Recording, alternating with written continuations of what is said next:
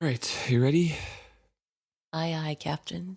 I can't hear you. I said, aye, aye, Captain. Oh. Who lives on a live ship, sailing on the sea. Can it blood luck? Wintro Vestrit fits way better though. Wintro Vestrit. Even though Kenneth and Wintro both have double syllable. And a sissy boy wannabe priest is he? No. Wintro Vestrit.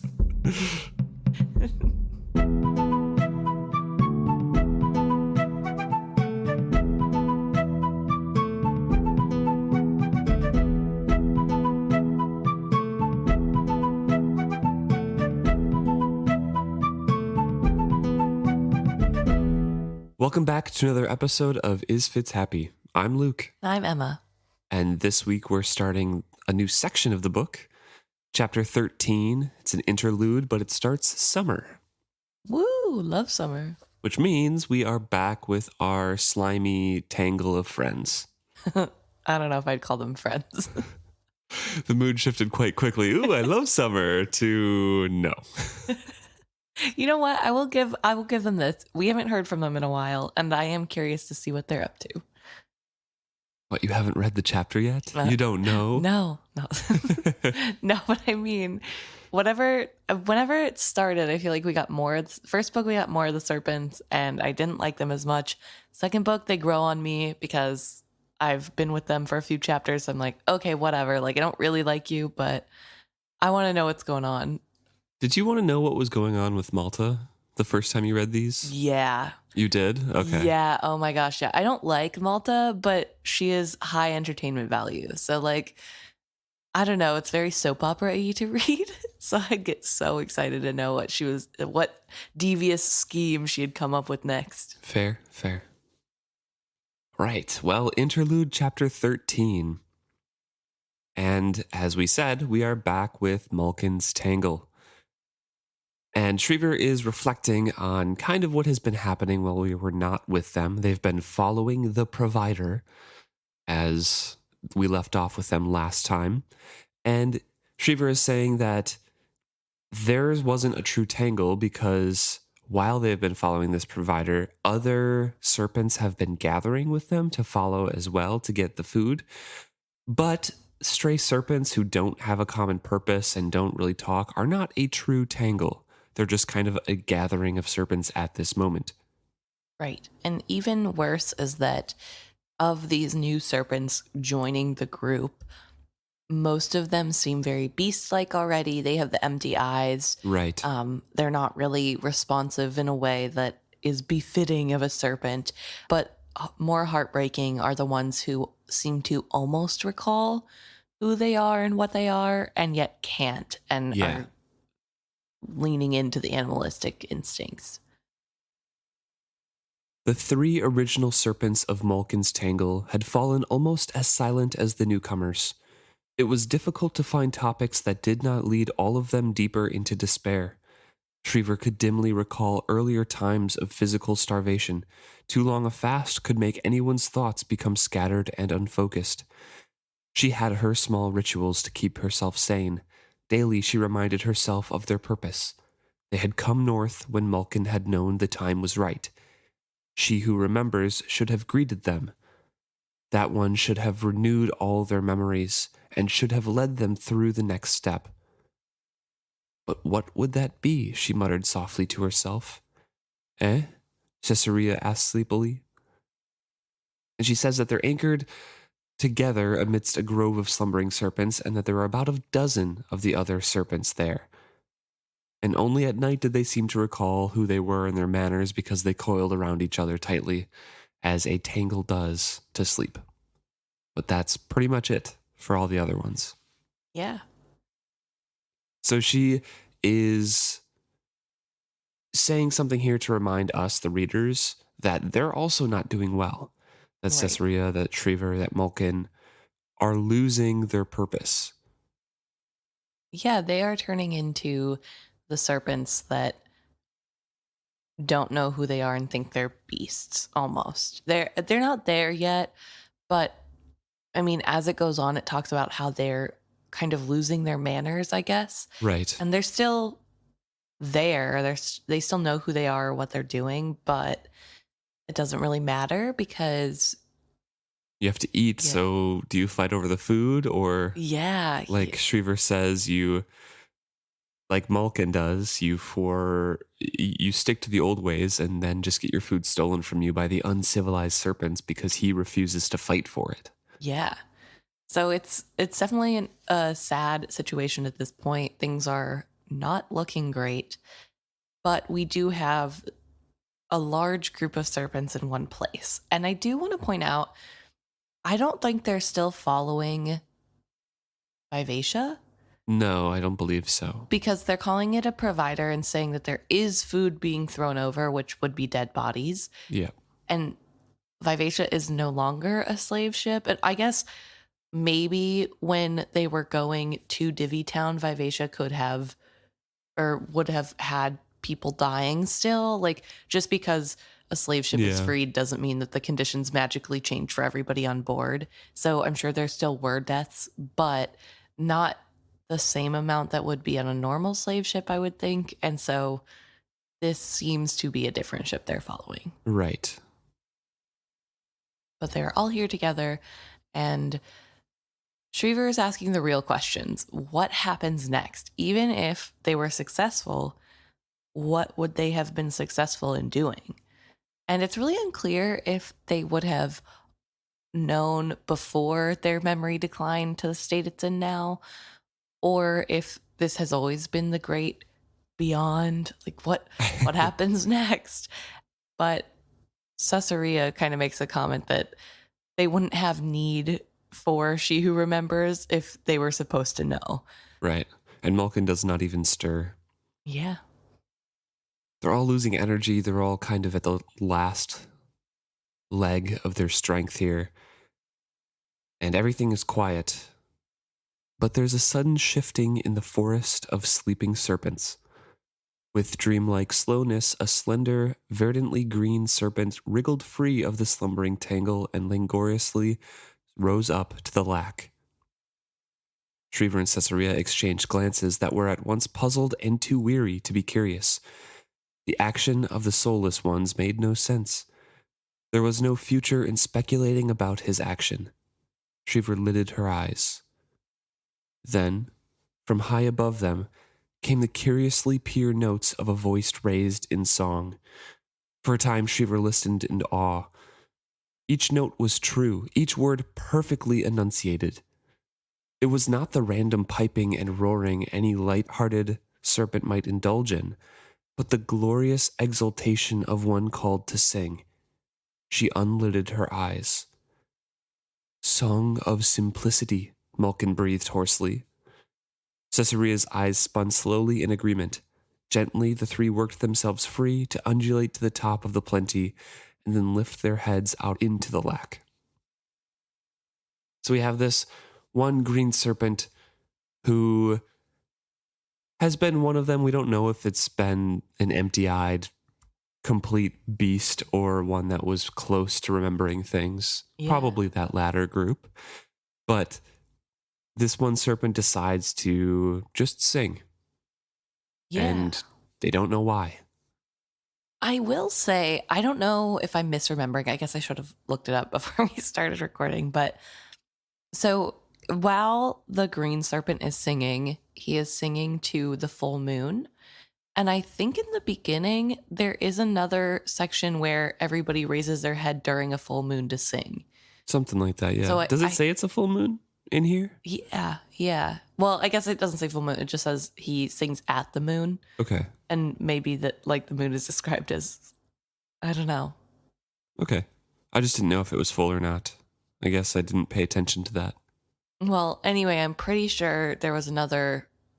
Yeah, I seem to recall that too, though. Yeah. So that shows how far they have forgotten their own ways, because they're saying this doesn't make sense. Why would he do this? But it seems to be a normal ritual that happened before. I don't know if you could call it a Oh yeah, ritual or just they're under the light of a full round moon. So yeah. So I feel like then it's like a full moon song to sing, and that's probably number one what drove the green serpent to do it. Years and years of doing it, just unconscious habits, but also having everyone there. It's I don't know. It's so delicately done yeah, because if you're just reading this fast, trying to get to the next chapter, find out what happens at the end, like I normally read, I definitely wouldn't have remembered that they had already done this. And so I definitely think yeah, it just demonstrates their loss yeah, the so far. subtle, yeah, Yeah. even in the 1 year that we're following them so far, it's enough to have deteriorated still. But they don't know. And that's maybe a scarier thought. I don't know. So they listen for verse after verse, word after word, the words of an ancient song of beginnings. In the old days, listeners would have joined in the refrain to celebrate the days of warmer plenty and migrating fish. Now they were voiceless, listening to this blessing, but fearing to join in lest they break it. So they are listening to this beautiful singing, and the singer was beautiful in its intensity, but there's nothing behind the eyes, and Shreever tries to avoid looking at him because they can tell he doesn't know what he is singing. Yeah. It's really interesting to me because it makes me wonder what the difference is to the serpents between talking and these like hisses and guttural sounds. Because we know that they make like, I don't know, the humans and the live ships that have come in contact with them can hear them making weird noises, but I guess Vivacia specifically can hear them talking. Is that because it's not necessarily what they're vocally doing? They're all telepathically communicating? Or is this like an out loud talking thing? Does that make sense? Um, I'm not sure because the serpents touch her and she like shrieks and everything like that. And then all of a sudden she starts to get more of those memories and things like that. So Mm. she could be remembering her dragon side of things and like understanding it. But there's so much of them that is. I really don't know. And that's maybe because it comes down to the weirdness of what a live ship is. Yeah. I feel like the serpents are actually out loud talking to one another, and because they say muttered and replied and things like that. Mhm. So I feel like the serpents themselves, when they're talking amongst each other, are speaking in those hisses and whatever underwater. But with Vivacia, I'm not sure how she replies back. Probably telepathically, Mm. but or through the skill, I guess it would be, or dragon Yeah. magic. But she says that she can hear them speaking to her as well. And the other serpents say that this white serpent is asking the provider for food, right? Yeah. And she's True. not answering. And Maulkin goes really angry at that because she's supposed to answer all their questions and things like that. Right. So Yeah. I feel like there's a weird mix there. I don't know. Okay. No, it's just a thought I had because they talk about how like the pronunciation is excellent. And I'm like, they're probably out there in the middle of the sea just hoo hoo hoo. So, but like to them it's but you know, I guess that's like any language you don't speak. There's probably not that huge of a difference between somebody going and hello hello. You know what I mean? Like if you don't Right. speak the language, how would you know the difference? I don't know. But it's just something that came to mind. How spooky would that be if you're sailing on the water and you hear just one lone voice? Like wailing. Yeah. Especially with the way that sound carries over water. Yeah. Okay. It makes me think of I've seen these videos of people who work on like crab shipping boats or whatever, or Yeah. just boats in the middle of the ocean, and they take videos in the middle of the night. It's pitch black. You can't see out around the boat really, and there's just these like loud wailing noises, which are probably whales or other sea creatures that are like near the surface just making noise, and it's so eerie. So that's like what Yeah. I'm thinking. This is supposed to be like this like awe-inspiring moment, and I'm just like, oh, that's creepy. That's so creepy. Especially if it's just wailing and not actual speaking. But if it was speaking, that'd be way worse. Like if humans can understand the serpent words, that would be so much more scary than just weird wailing noises. True. Who's speaking that loudly? Yes. Yeah. So beside when the three serpents are watching this singer, Maulkin is bowing his head, and emotion is rippling through him, bringing a brief gleam to his false eyes. Very slowly, his mane began to stand out about his throat. His venom, once so plentiful and toxic, now barely brimmed to the tips. A single drop fell to sting ecstatically on Shreever's skin. For a long moment, the night was clear, bright, and warm with promise. "Save your strength," Sessurea advised him sadly. "His music is beautiful, but there is no heart behind it. We cannot revive him. To try would only weaken you." "My strength is not my own to hoard," Maulkin observed. More sourly, he added, "Sometimes I fear there is nothing to save it for." Despite his words, he did not move toward the green serpent. Instead, the three remained as they were, sharing in his enraptured song, but oddly divorced from it. It was as if the words reached them from a distant past, a time they could never revisit. And they describe that other serpents are kind of rising up to listen as well. Some of them just looking around curiously to wondering if there was food nearby and that's why everybody moved or Yeah. what. But some people are just kind of listening as they are. Yeah. And those ones seem to be struggling to try to remember why this seems familiar. But I also want to talk about how Maulkin here, just in general, from everything we've been seeing up to this point and what we see later, he is very devout in his belief of what a serpent is. It Yeah. really kind of reminds me of Wintro in a lot of ways because he's, Holds to that faith. yeah, he holds to the faith, but not only that, he refuses to act in a way that would make things easier for him, like clamoring after food and fighting for food so he could survive, because that's not how it's supposed to be done. Right. And that makes me think of how Wintro, on whenever he was first on board the ship, refused to do things or not talk about Saw just because it made others uncomfortable, because that's what he's supposed to be doing as a servant.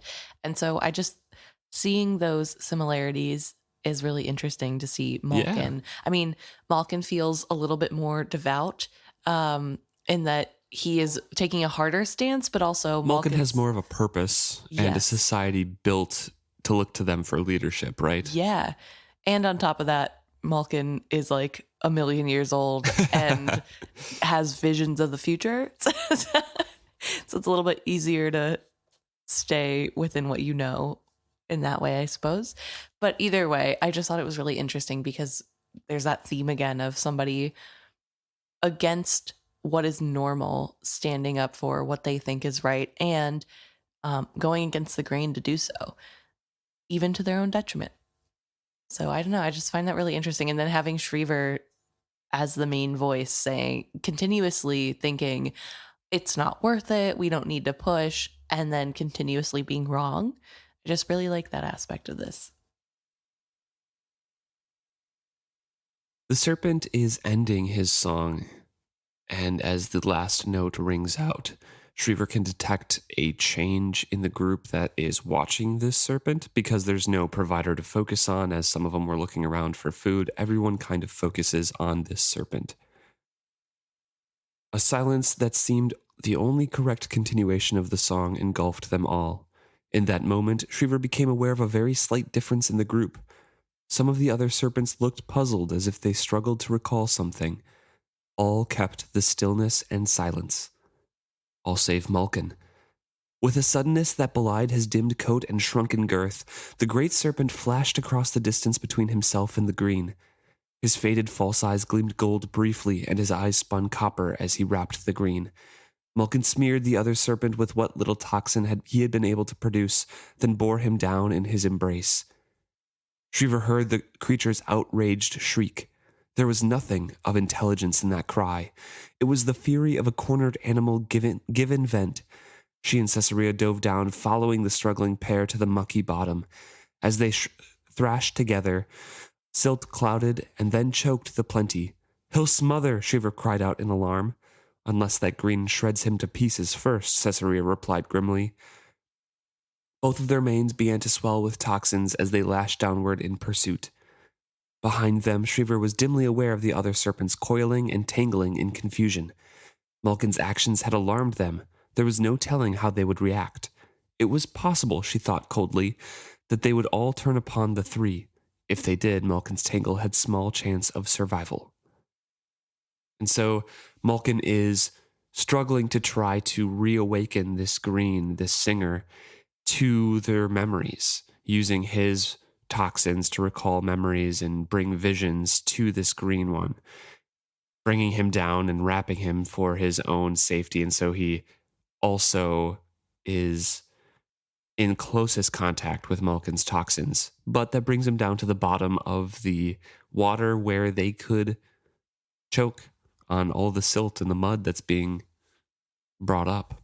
Yeah, I think this is the most interesting to me, that they can breathe underwater because they're aquatic animals, but not through too polluted of water, and the pollution being silt, but the silt is being kicked up by the fighting, right? So it's really interesting that it would be, you would think the amount of silt that would be in the water wouldn't be that much, but apparently it's enough to, right in the source. It's enough to potentially smother them. And even more interesting maybe is how deep down they go, because Sessurea talks about glowfish. So I mean, maybe I don't know what a glowfish is, or maybe it's a made up mystical, I don't know. But that kind of, usually fish that glow in the dark are from like the bottom of the ocean where there is no light. So this feels like it is a very deep down drag out. They just fall. They're giant animals. It first of all freaks me out to think about. I already don't like thinking about things in the ocean, but it freaks me out to think about these big like snake bodies wiggling around and just using their weight to plummet, because then how do they stay afloat? I don't know. Not my business, I suppose, for my own sanity. But there is this fight and a struggle, and Maulkin is trying to give the serpent back its memories. So Sessurea and Shreever are fighting their animal instincts, but they're not animals, so they don't flee to cleaner water. So they fight those instincts to go and save Maulkin and the other green that is wrapped with him. They wrap themselves around the two struggling combatants and are fighting for their lives to swim higher and higher out of that silt, out of the polluted water at the bottom there, to get to cleaner water so they can breathe a little bit easier. She felt she swam through a school of tiny glowing fish. Specks and streaks of color taunted her vision. Someone beside herself had released venom. It scorched and seared her, burning visions into her mind. Surely it was the floor of the plenty itself that she strove to lift. She longed to let go of her burdens and shoot up to where she could breathe. Doggedly, she struggled on. I want to ask a question about this. When she talks about the visions being burned into her mind, is that the feeling of wanting to stop? Or is it just separate? I think it's separate. I think it's the visions that the toxins bring on. And any serpent has those memories, those toxins, which I assume is very close to silver-ish, because it's dragon essence, or I guess serpent essence in this case, specifically formulated to be poison. Right. So it dissolves and burns away humans, but they also have that like magic memory carrying thing, because that's what Maulkin is using as well to reawaken the green. Yeah. But all of the other ones, all the other serpents also have this. But Maulkin, because he's that prophet, is just so much more potent and has so much more clarity to his visions, is what I would guess. So then do you think the way it works, if we had to guess, is that the serpents use the poison to instill specific feelings or memories on people? Like, it talks later about how the green serpent was clearly only using something that would be used for stunning fish, which implicates that there are multiple ways to use the poison. Right. So then, is there like this thought of me being too stunned to move because I'm scared, I'm sending at you as in the form of poison? Or this thought of when it was so it hurt really bad, I'm sending you that pain. Like, do I don't think know. My headcanon is that the green lost the society, his memories, whatever, the civilization part of him, and only knew how to hunt or get food, right? fair. It takes some sort of conscious thought and effort to reformulate those toxins. And I feel like it is possible to share specific memories through those toxins, and that's how like they have to make a conscious effort to do that, which is what Maulkin is trying to do. To reawaken probably to specific memories, maybe of bards of the past, of serpent singing and things like that, recall the green's past life or his current life that he's forgotten.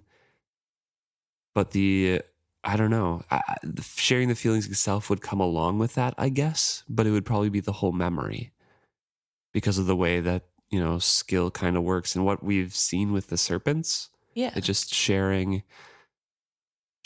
those specific memories as a whole. I see. But the toxin itself seems to burn a little bit no matter what the memory is. Right. Yeah, that's fair. I guess I would just argue that I think Maulkin is the only one that's able to, well, not like the only serpent ever, but in this specific instance is the only one able to bring about visions. I think that's what makes him special. I think that the serpent with the eyes on them, False eyes. Yeah. false eyes, thank you. Those are the ones that can bring memories to others. So I don't know if like everybody else has the potent enough to share something purposefully with other people. But the way that she says that someone had released toxins burning visions into her mind makes me think that anybody can do it, because otherwise she'd say she sensed Maulkin's toxins burning visions into her mind. Yeah, but then what makes Maulkin special? I think because he recalls more than the others. Okay. Because the way that it seems to work to me is that, there's like one she remembers or two or whatever that we had lots of conversations However about many. already. And they have all of the memories and they're around somewhere that you have to meet them. But the leaders of these tangles, these prophets, know enough to know when the time is right. All the other ones are just kind of like, we have this ancient lore and we have this society, but we don't really know. Okay. Yeah. I guess my other question though, because when I first read this, I read it as the visions burned into her mind directly relating to the next couple sentences of feeling like she's not even really carrying anything and she should just stop and give up. It doesn't matter, because that feels really similar to Glamour and how dragons fight and how the serpents fight against humans, even. Well, not fight, but like get them to jump in the water. I didn't read it directly like that, I guess. I suppose you can, but to me it just makes more sense that this is a paragraph explaining her the difficulties of what she's going through right now. So there's tiny schools of fish, so you're going deep. There's this rough water, so you can't really breathe it. Someone is releasing venom, and the way that she ends it with, surely it was the floor of the plenty itself she strove to lift. She longed to let go of her burden and shoot up where she could breathe. Doggedly she struggled on. To me, when I read it, it felt like that was just her Like a human would. Yeah, Just like, definitely. oh, I long to just let go of this burden and just let this person fall off a cliff. Yeah. But I'm going to struggle on because I'm going to save them, Right. To me, that's what it felt like. Okay. But I suppose you could read it like it was a glamour and she's struggling through the insinuation or the command to let go. Yeah. Yeah. I don't know. But to me, like that's the green doing that. I don't know. Like Yeah. who would be doing that? I don't know.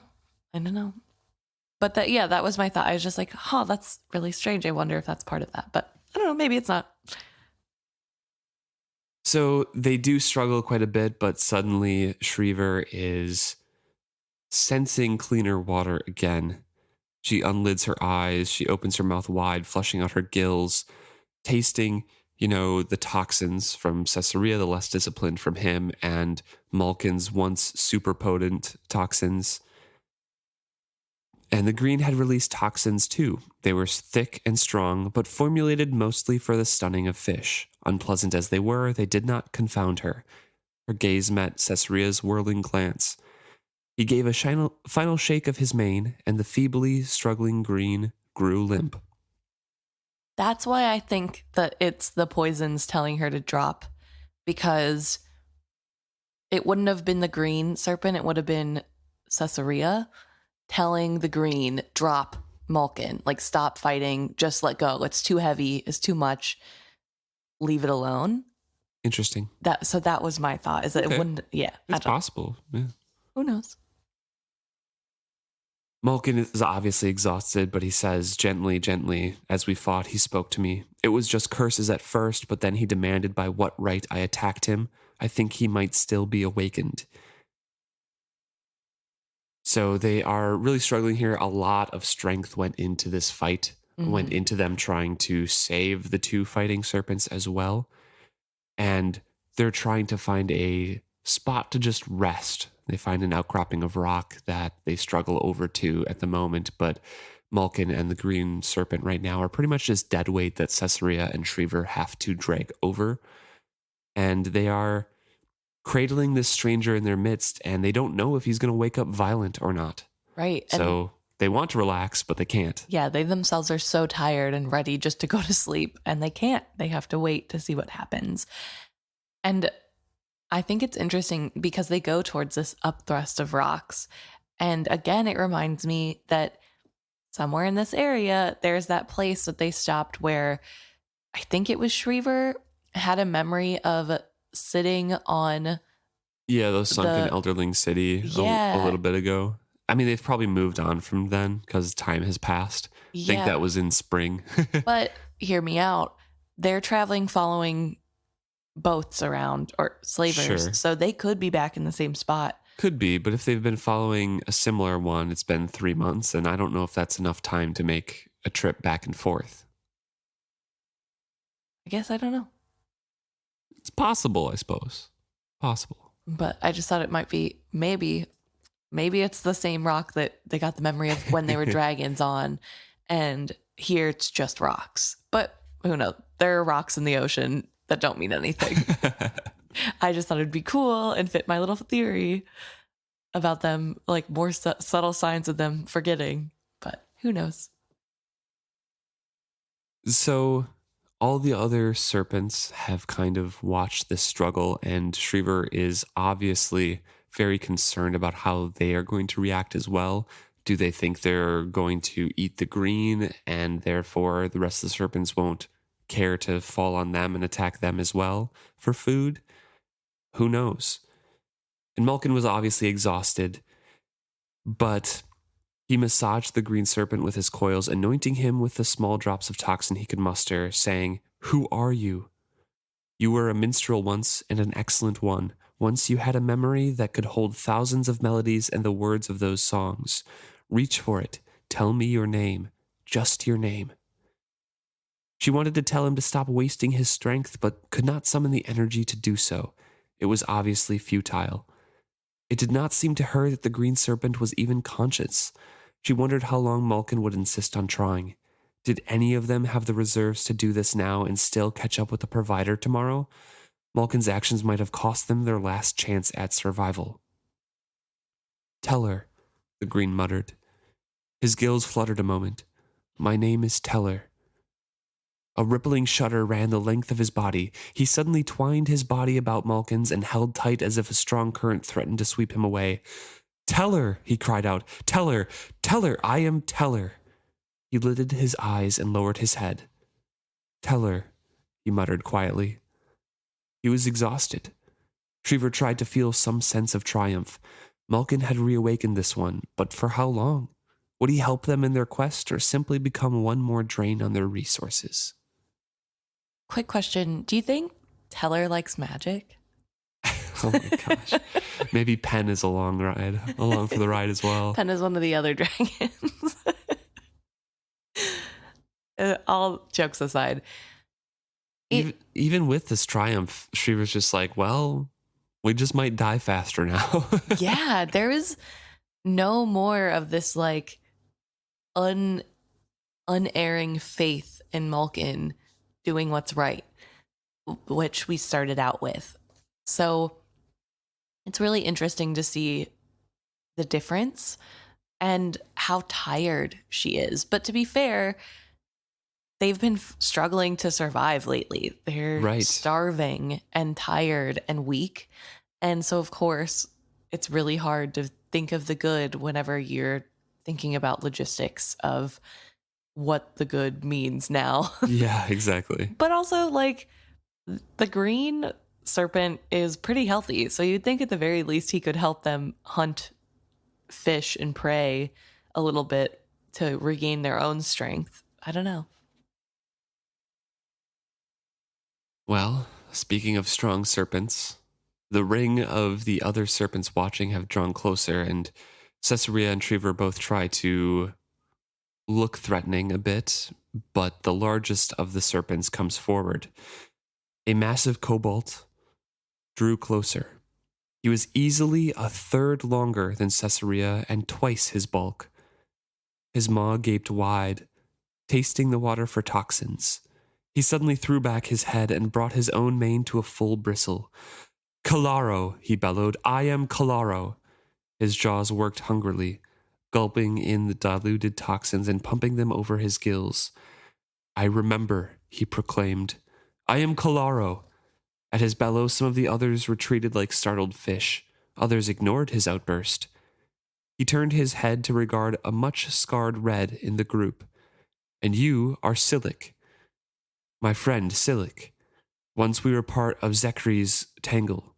Zekri's. What became of Zekri's? Where is the rest of our tangle? He advanced almost angrily on the scarred scarlet serpent, who continued to regard him with wide, empty eyes.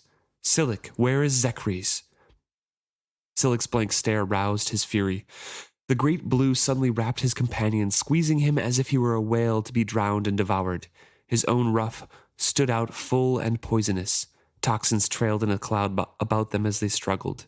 Where is Zekri's Silic? He demanded. When the scarlet serpent only struggled the harder, he squeezed him tighter. Silic, say your own name. Say, I am Silic. Say it now.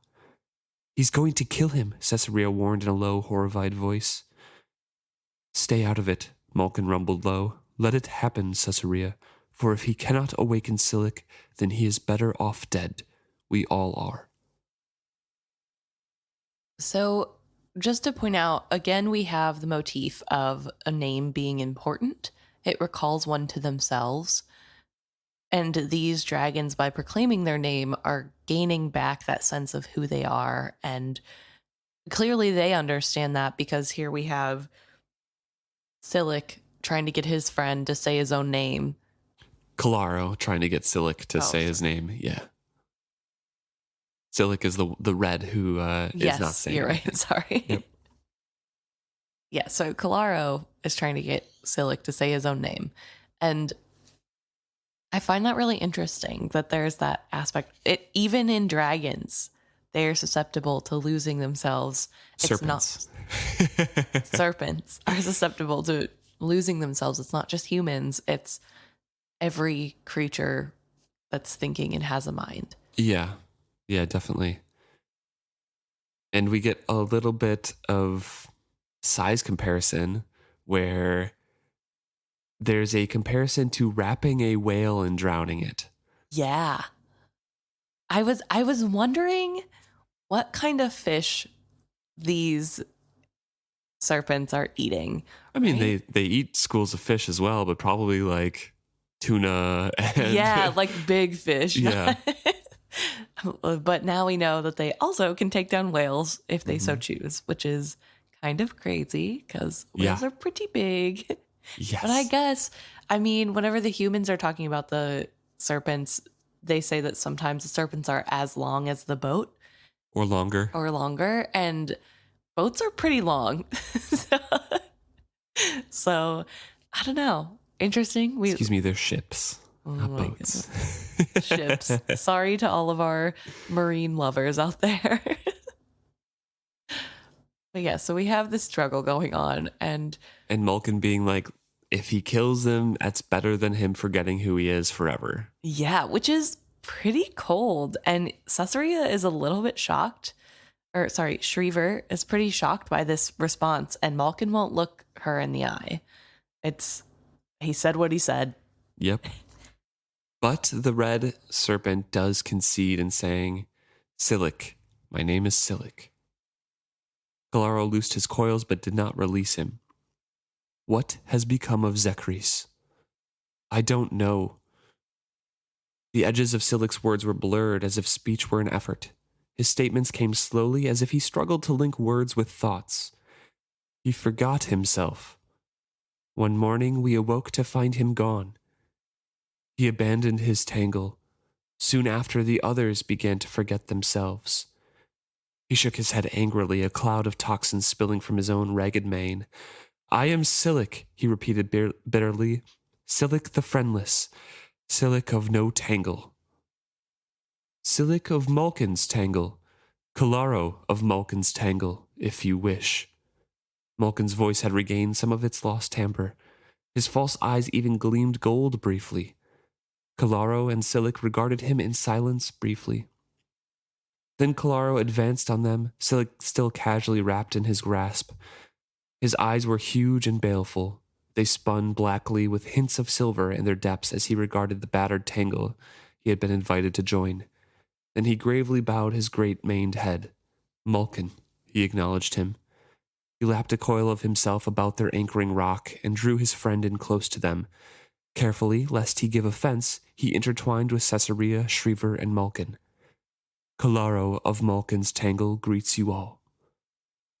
Silic of Maulkin's tangle, echoed the battered scarlet serpent. So they have swelled their ranks by 3 new serpents, the green, the blue, and the red. Which, if I recall, is how many they lost in the beginning of the book. Maybe more. There were more. There were more. But there were at least 6 of them that broke off, right? I think so. I don't know. But yeah, they've regained some of them, and the serpents now at least have a sense of identity. And Sessurea is like, well, we can't rest long, but we need to get what rest we can before we catch up to the provider. And Maulkin's like, no, we're not doing that. We're done with that. We're being serpents. We're going to go hunt for our food like true serpents do. When we do not hunt food, we hunt for one who remembers. We have been given a final chance. We must not squander it.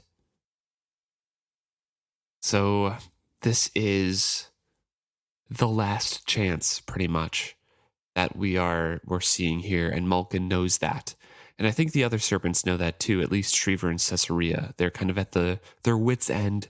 They're at their strength's end, and they need to find their goal. They need to get strong and hunt, yes, and survive, but they need to find one who remembers to renew all of their memories because they are forgetting who they are. Yeah. And they need to be able to figure out what happens next and what they're fighting for. And this is kind of, in the grander scheme of things, it's still very detached from the rest of the plots. Mm-hmm. We see small connections coming in through some of the interactions with, Althea and Brashen and Kennet, and especially Vivacia and Wintro with these serpents. Mm-hmm. But it's still kind of detached. And then later on, we get this a really weird plot line of Vivacia becoming Bolt, the Mm, dragon, and then her commanding the serpents, and Kenneth being king of the pirates because he has a army of serpents at his command destroying yeah. ships. So it gets real weird later. But for now it's just a small group kind of struggling to survive. Yeah. Which is kind of how everybody's left at this point in time in the book. All the groups that we're following, they're struggling. Well, Yeah, I guess maybe not Kenneth. true. I guess he is struggling. He's turned the because, corner. Yeah, he's turned the corner, and he was struggling because he lost a leg. But other than that, things are kind of going his way anyway. So I won't necessarily count him in that struggling. But yeah, we definitely have this weird group that doesn't seem to match if you're a first time reader, but as a second time reader, you really see this is kind of the beginning of the end. Yeah. This is the uptick. This is what's left. And I do find it interesting that they were able to awaken 3 people. Or 3 serpents, sorry. Yeah, I think it was mostly because of the green singing that did a lot, because at the end of that it says that some of the serpents looked around trying to recall something. And then there was a lot of toxins released by Maulkin and the Green and Sessurea and Shreever, and the serpents followed that struggle, so they probably tasted some of the toxins, and the ones that were very close to reawakening, Kalaro, it says that he's flushing his gills, having those toxins pass over his gills afterwards Right. when he's talking to them too. So that probably happened inadvertently, but just was enough of a trigger. Fair, definitely. I do think that maybe you are more right about how toxins work, because Silic only starts talking again and recalling who he is whenever Kalaro puts toxins in his face. Yeah. So maybe it has nothing to do with what happens, but All of them have a little bit of that same kind of memory sharing or Yeah. whatever it is. Yeah. yeah, I don't know. But it is still a precarious place to leave off, and Right. you know, But they have a direction. They have, well, not a direction, but they have a goal in mind. True. And a new sense of self-worth as well that Maulkin is giving them. Like, we are serpents. We don't depend on the largesse of anything. We're not going to follow the provider. Right. We're hunting as befits serpents. Yeah. And we're going to survive and do this. Yeah. They're going to do it. Yeah. So I feel like it's easy food following slave ships for them. However, it's just easier to lose your memories and just get complacent in those things. And maybe that's the deterioration that we saw with Shreever and Sessurea and Maulkin, is that, yes, they were getting fed, but they don't have a purpose. They're just following to get food. Yeah, definitely. And also was wondering if maybe the food source itself is important.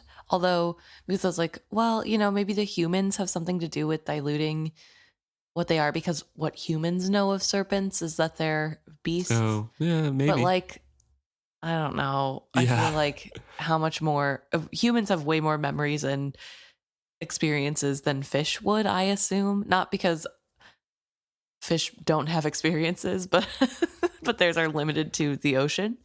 I don't know. So I was just, I don't know, probably has nothing to do with, Maybe, doesn't yeah. affect, but It could. Thank you so much for tuning in this week and listening to this chapter. We're coming into the second part of this book. I'm not sure if there's a full year. We might, since this is chapter 13, I'm assuming we're going to have an autumn and winter as well. But this is the start of summer here.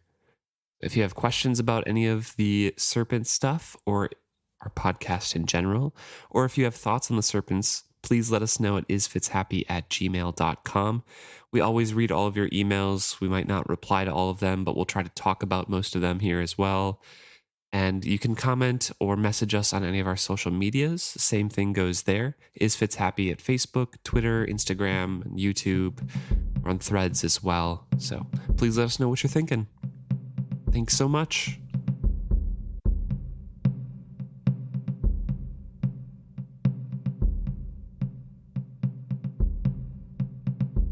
All right, now we're going to talk about some things you guys have brought to our attention. First and foremost, we want to talk about a Facebook comment we got from Bastion that says that Brashen does have his own live ship.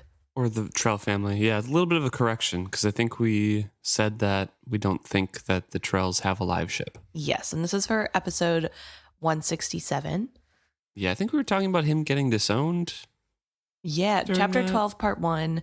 It's when Brashen is in the pirate's lair talking about how, Yeah. I don't know, he doesn't know anything about live ships. And then we were trying to decide if he actually wouldn't have known anything about the secrets of the live ships. Because as far as we know, his family does not have a live ship. And yeah, so we were discussing that as though he did not have one.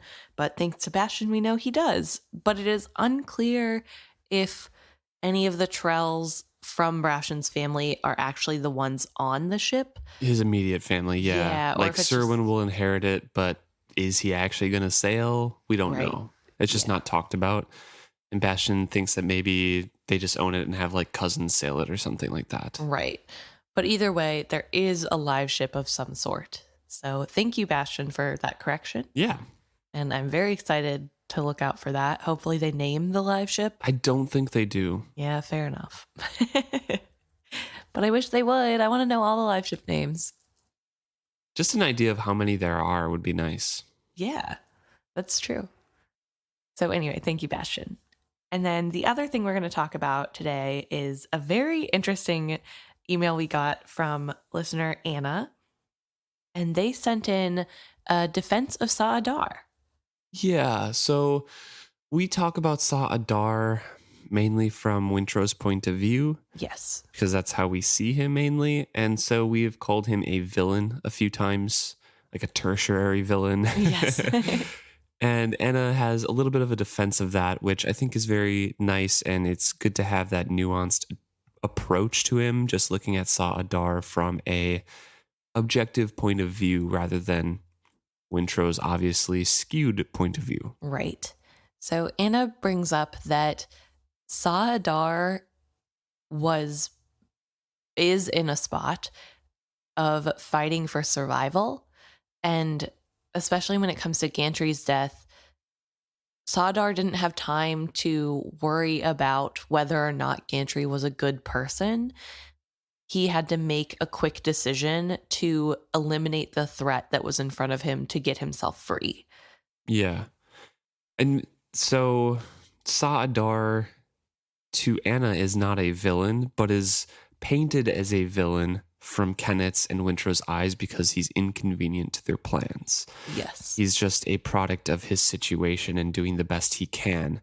Obviously, he has some flaws to him and he's very manipulative. However, he's not like an evil dude. Right. He's not trying to be a villain. And also, Anna brings up the fact that of course, Sa'adar thinks that this ship belongs to him because that is what he knows of Kenneth.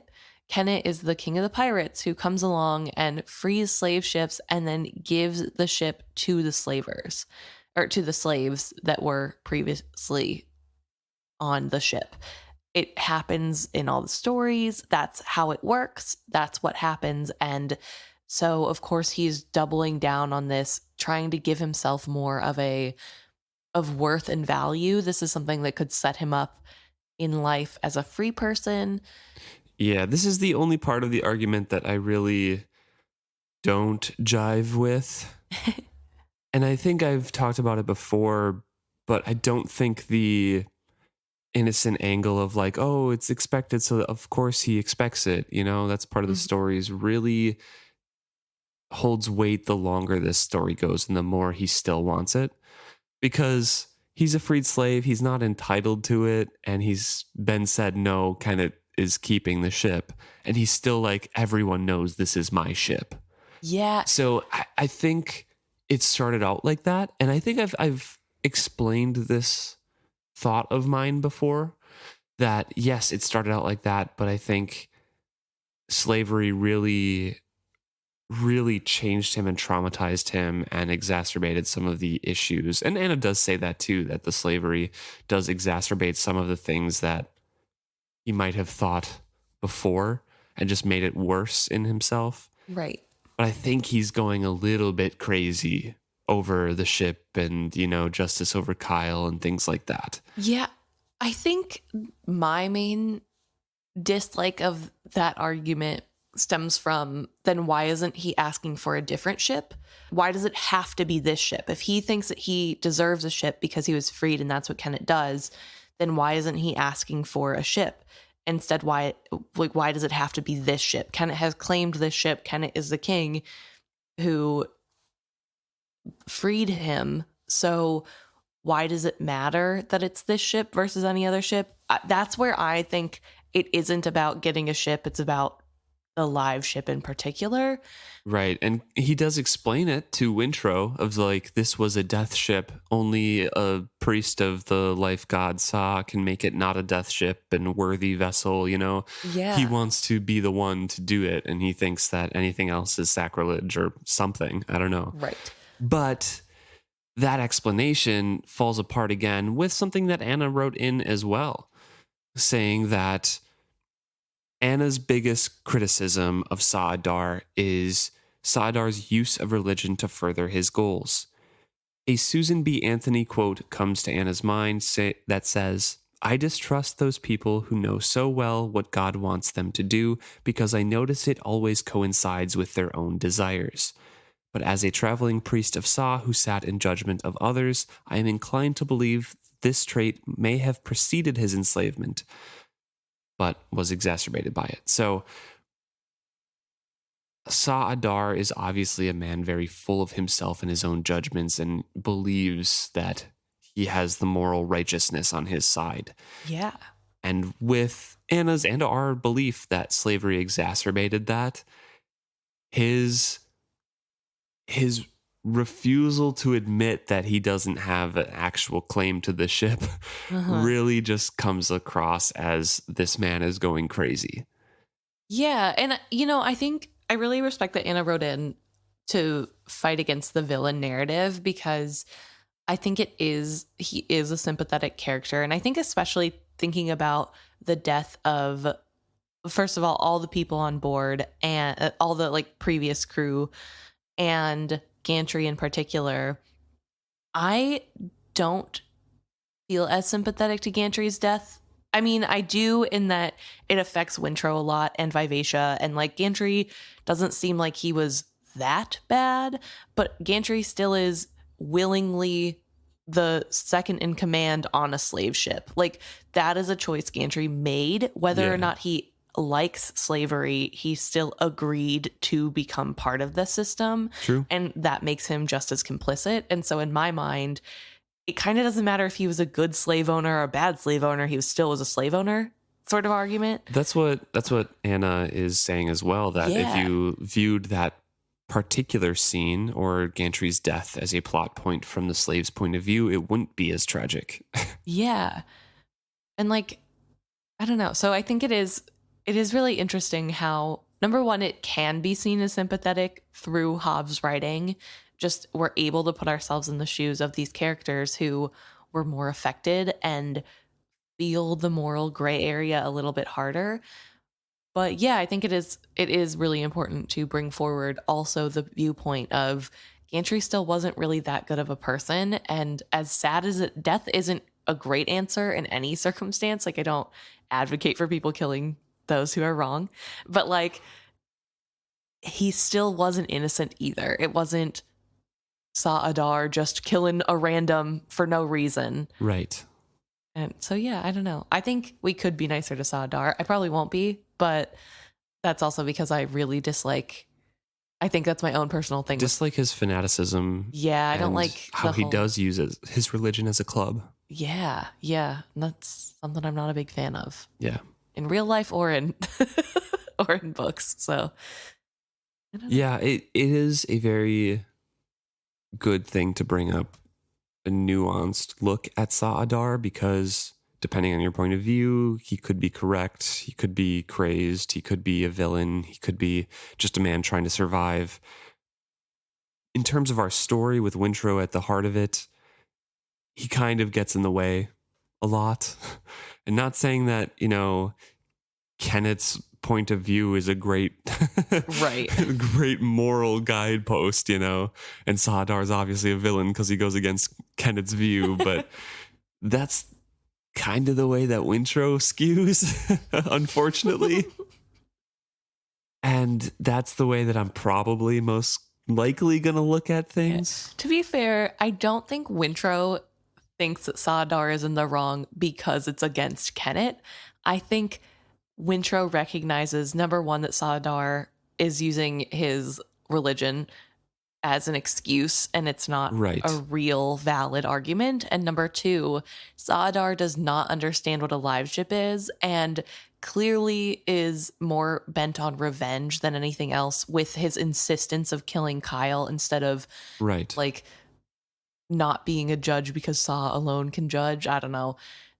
So I think it's more coming from a place of Wintrow knows that if he were to side with Sa'adar, not only would he die because Kenneth's going to kill him and his dad, but his dad is going to die because Sa'adar will kill Kyle. And his ship would probably be mistreated. Yeah, and his ship would be mistreated. So I think, I would argue against your statement that it's because of Kenneth. It's more other things that happen to align with Kenneth in this instance. Thank you very much, Anna. Yeah, thank you for bringing that up. We really appreciate it. And thank you to everyone who reaches out. We really like hearing from you guys and giving us nuanced points to talk about and things that we're not thinking of. So thank you guys. See you next week.